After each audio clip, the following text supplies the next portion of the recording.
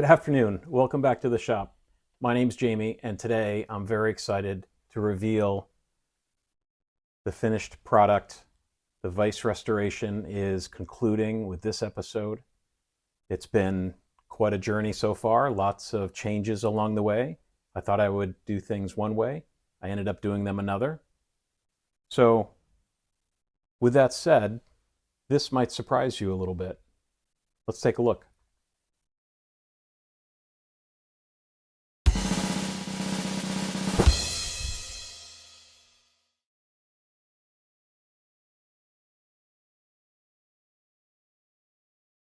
Little different than we last saw it. You know, I decided with all that chrome, we just had to go with black. And I'm real excited with that final color.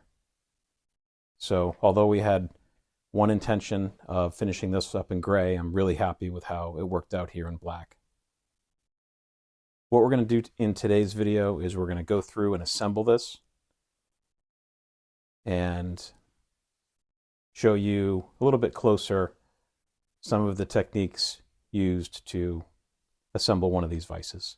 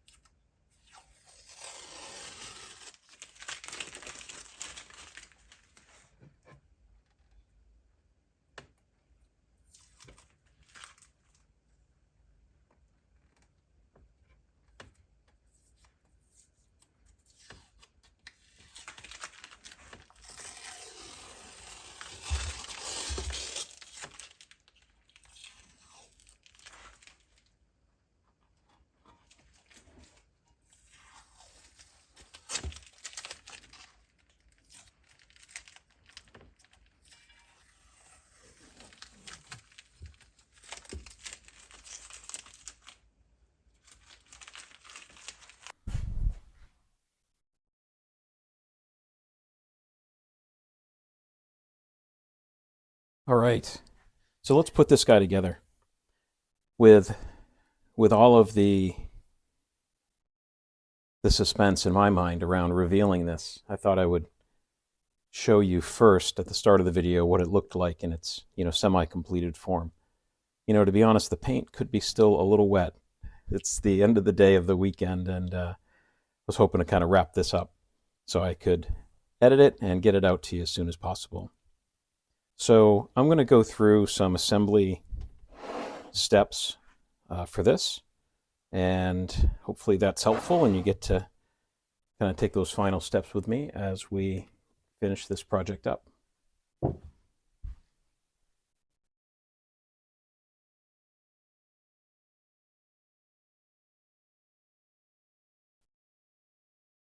All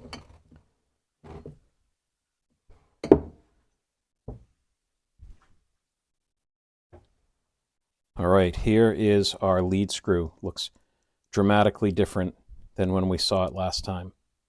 One thing I'll point out is I added an O-ring groove here. Having the benefit of having two vices, a newer one and this older one, I was able to ascertain where that O-ring went. And on the newer versions, it actually had an oil ring right there. So I was able to add that in. So I have set up the lead screw of the restoration vise. My parting tool actually is just the right width. And so we're going to take about 130 thousandths off the total diameter here and put a O-ring groove in our lead screw. Let's see if it works.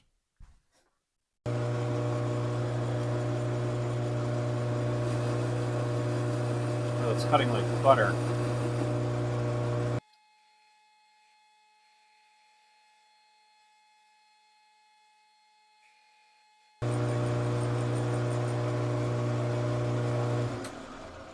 All right, let's take a measurement here.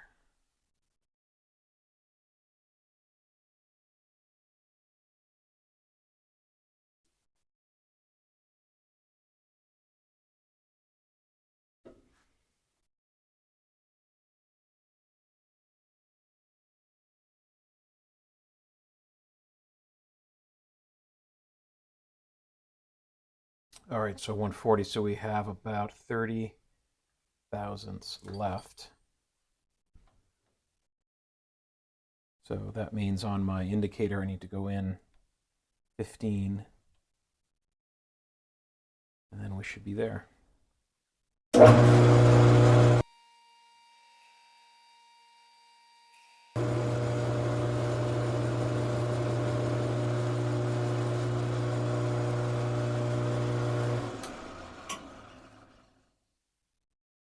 Let's see what we got.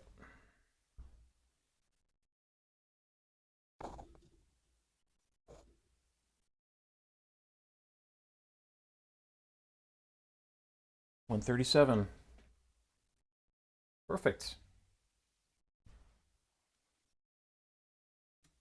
All right, so now I'm just going to put a little, we're going to take that edge off so that we don't cut the O-ring while we're putting it on.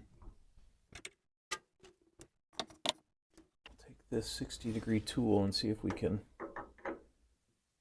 fit it in there.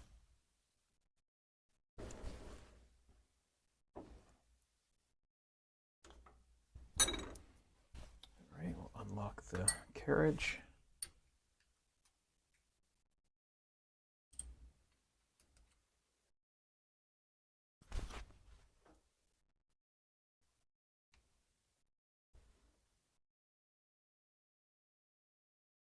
So the idea is that I can bring this kind of straight in the middle, and then we'll just touch it off on either side, left and right.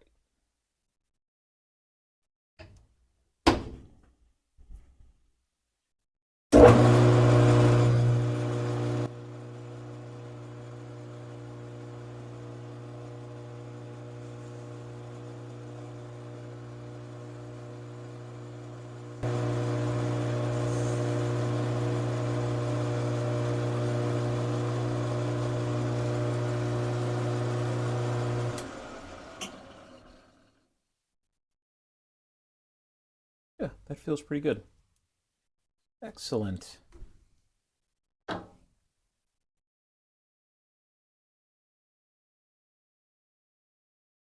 So that was a surprise. I wasn't sure if I'd be able to make that work, but it worked out pretty slick.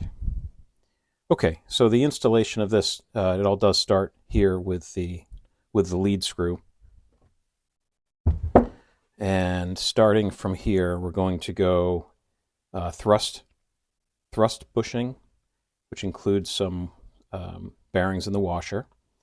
Then we'll drive it through, and we have a washer and then the snap ring. So let's do that now.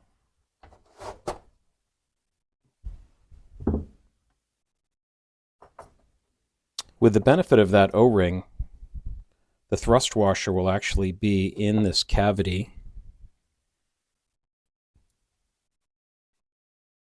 Get that tape out of there. It'll be in that cavity so we can have grease inside there. And the grease won't be able to get any chips in it because it'll be sealed up. So we'll grease this guy up. Wheel bearing grease, more than adequate here.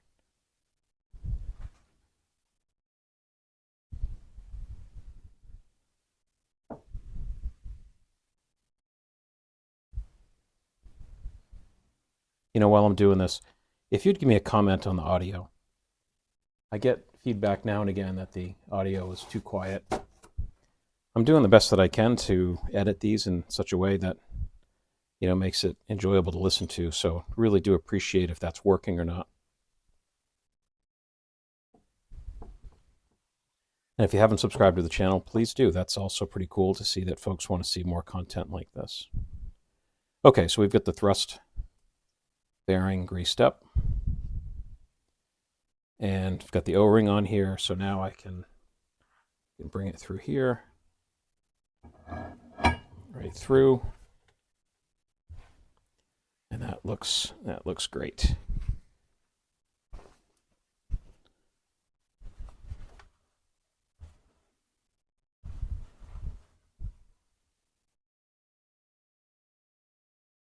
All right, here on the other side we have another washer. This one I'm going to put oil on, because that will be exposed to the chips.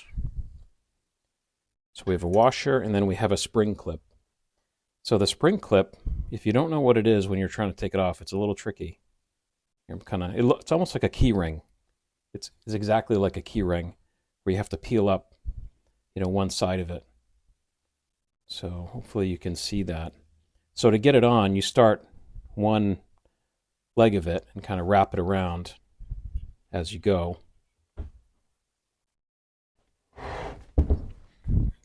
And I'm going to use a little pick to separate the tines, get it popped inside that groove. Then I'm going to just work my way around.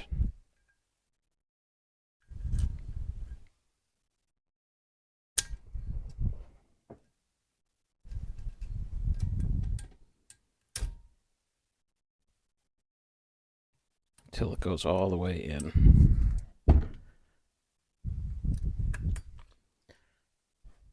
All right, there we go. So there's our snap ring in. All right, that looks like it's in good shape.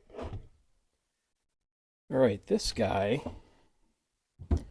is called the nut in the installation instructions. This is the nut. This is what threads into the lead screw. So we have a plastic cap, goes on the end here.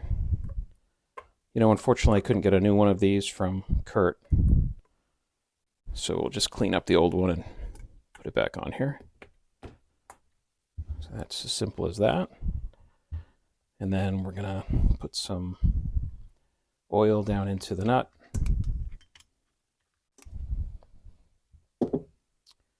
And then we have this brush washer. And what this does is it prevents chips from getting into where the lead screw is going to be working. The pro tip on this is to cut about a 1/16 of an inch, maybe 3/16 of an inch.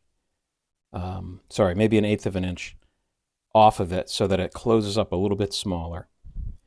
Otherwise, you're not going to be able to get it in here without breaking it. Trust me, it won't work. Luckily, I had 2 of these because the first one failed.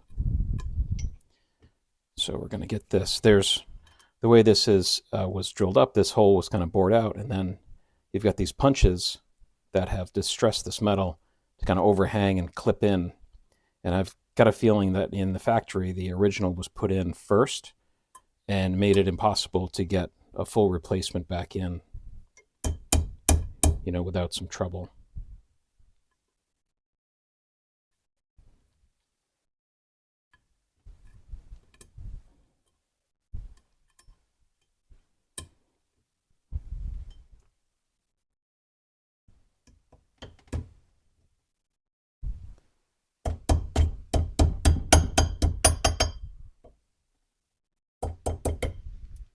All right, it's almost in. We got to tap it a little more.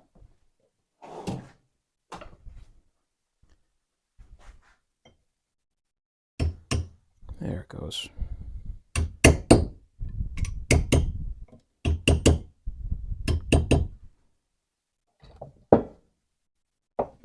All right, so there's our brush washer in there. So now this guy goes in through the other end.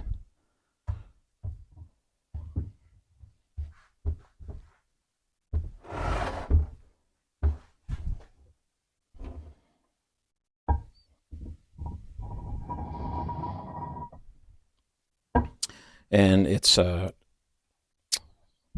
reverse thread. And you thread it right through that brush. And draw it in.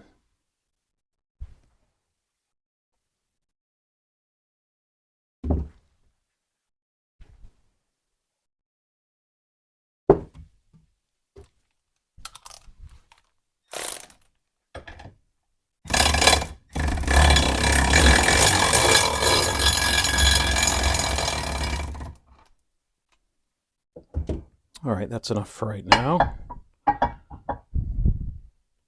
Okay, we're in good shape.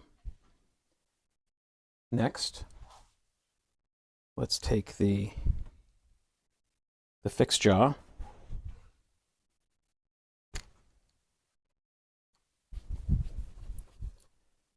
I'm really happy with how that kind of crosshatch pattern came out on the surface grinder.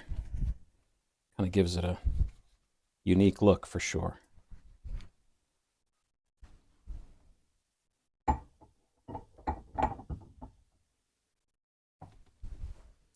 Right, underneath there you've got your 5/8 bolt, and it has these special serrated washers.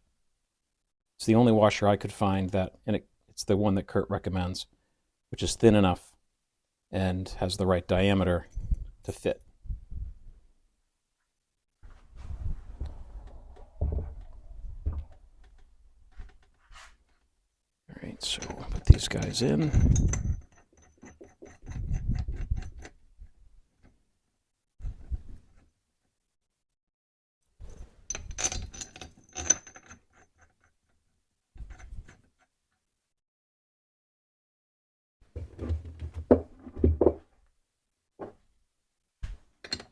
Half-inch Allen wrench.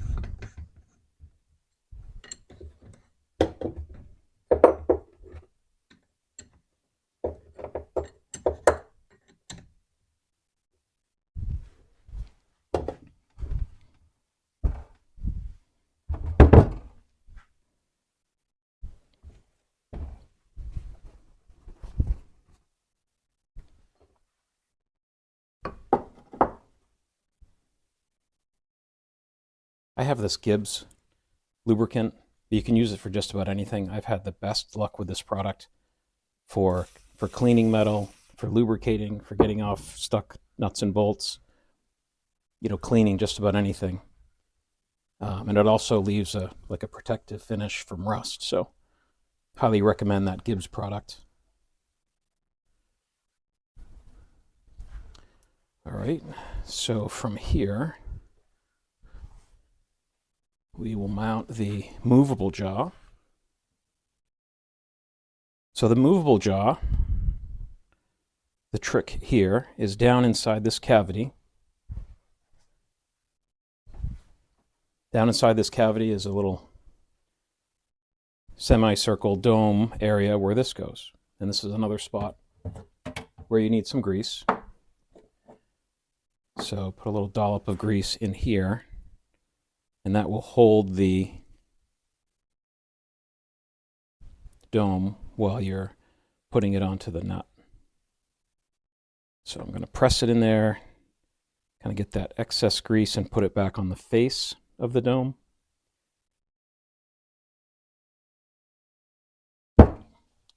Put a little bit of just a touch of grease here on the back side of the angle lock where that dome will touch. A little bit of oil where that movable jaw will ride.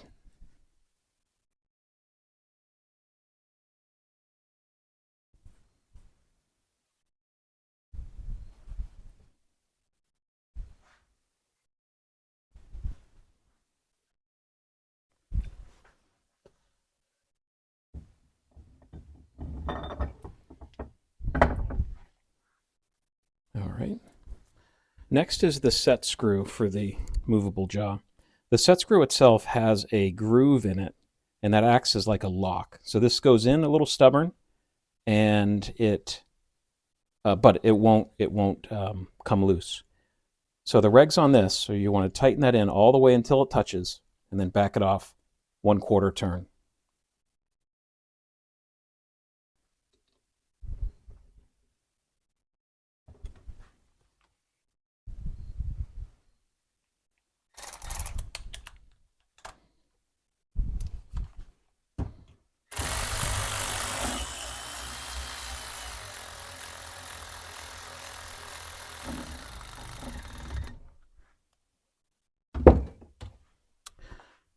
All right, so there it is. It's touched. Aren't we all just a little touched? And then we're going to just loosen it up.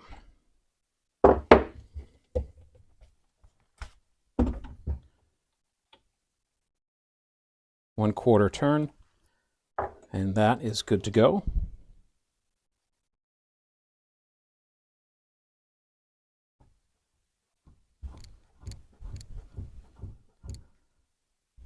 All right, next we'll install the jaws.